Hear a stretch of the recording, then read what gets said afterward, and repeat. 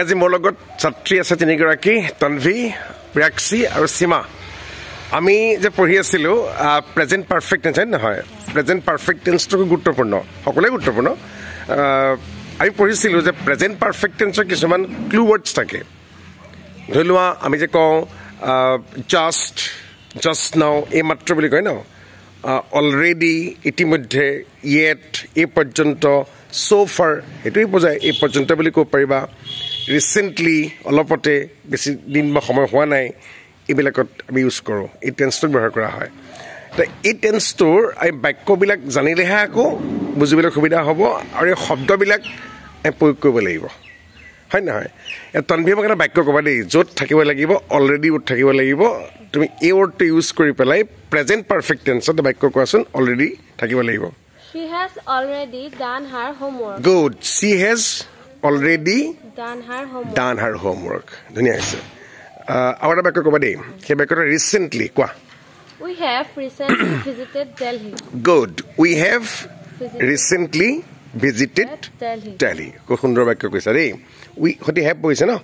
Thik ase. Ephale Priyaksha back ko mo koba yet. The teacher has not come to the class yet. Good. The teacher has not come to the class yet. মানে yet to sanele ki hoy ta mane negative back kole beshi ke bohe. Tumi je back dhunia back koisa de.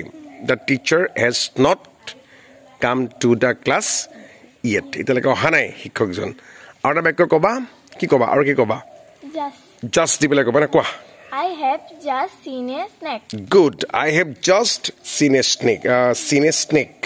ঠিক আছে. I have just seen a snake. ধুনীয়া বাক্য কৈছা. তুমি এই মাত্ৰ সাপ দেখিলা কোন দেখিলা সাপটো? কৈছা হয় নে? ঠিক আছে. এফালে সীমাই বাক্য ক'বা দেই. সীমাই কি দিবলে ক'বা? So far. কোৱা ধুনীয়া.